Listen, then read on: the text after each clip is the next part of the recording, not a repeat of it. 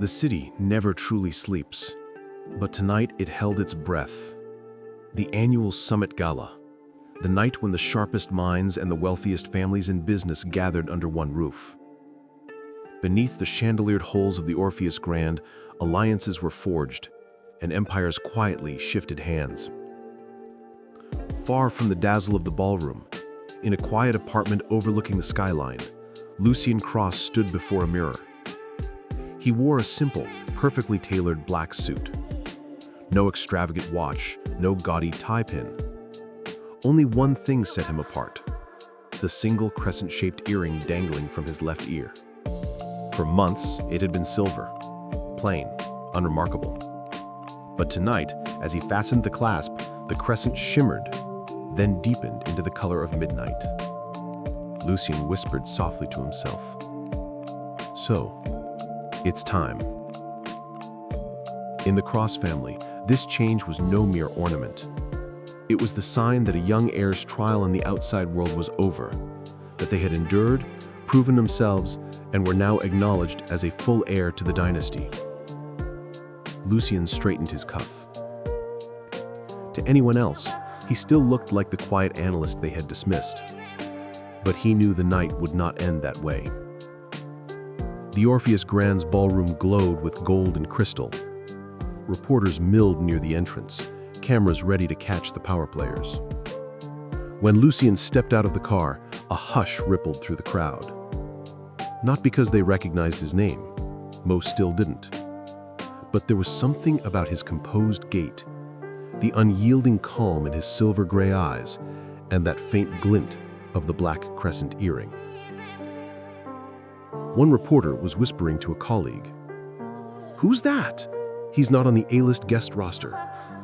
The other reporter answered, frowning, "Not sure, but look at the company staff rushing to greet him."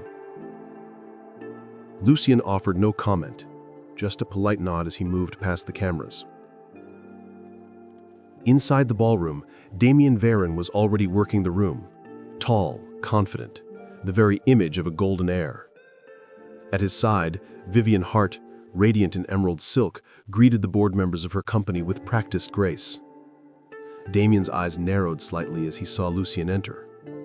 Vivian's smile faltered just for a heartbeat before she turned away. The music softened as a new arrival drew murmurs of admiration. A man a few years older than Lucien, his presence effortlessly charismatic, his dark suit offset by a silver tie pin shaped like a subtle crescent.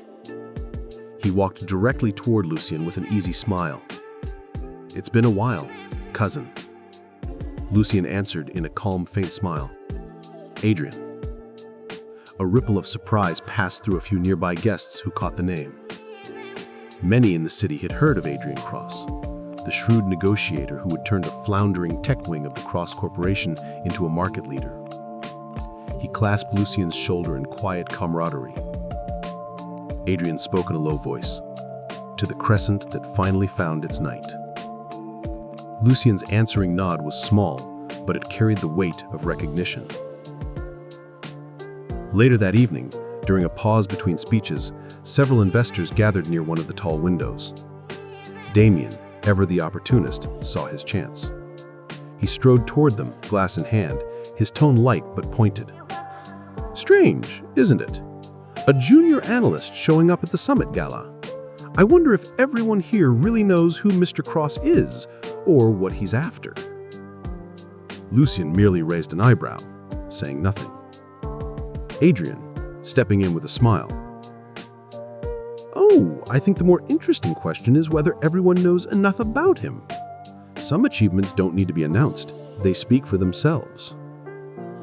The investors chuckled politely. Damien's eyes flashed, but he masked it with a courteous nod. Across the room, Vivian watched the exchange, a flicker of unease crossing her face. She had expected Damien to easily overshadow Lucien. Yet tonight, Lucien's quiet presence seemed to draw more notice than Damien's charm. Lucien stepped out to the balcony to catch a breath of cool night air. The city stretched below, lights glittering like scattered stars. Adrian joined him, leaning casually against the rail. "You've stirred the waters. Damien's not the only one watching you.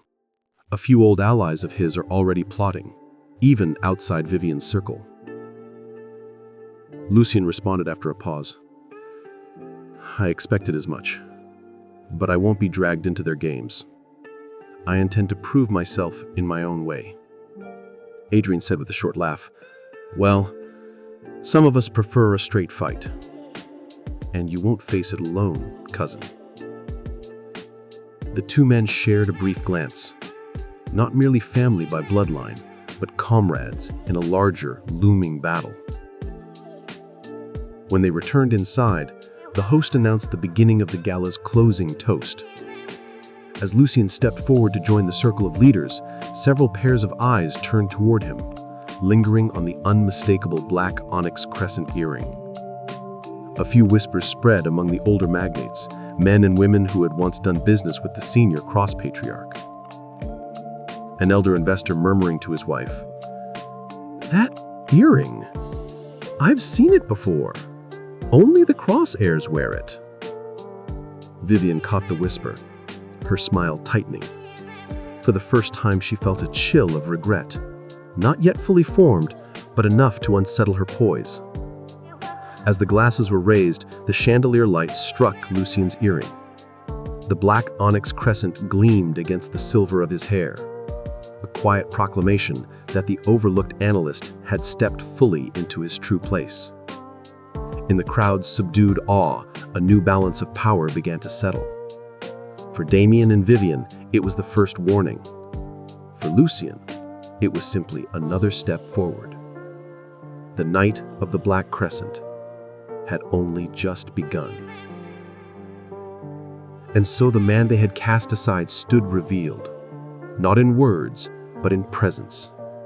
The heir they underestimated was no longer in the shadows, and the city would remember this night. Thank you for sharing this chapter with us at Velvet Chapters Brew. Comment, like, and subscribe to see where the next page takes us.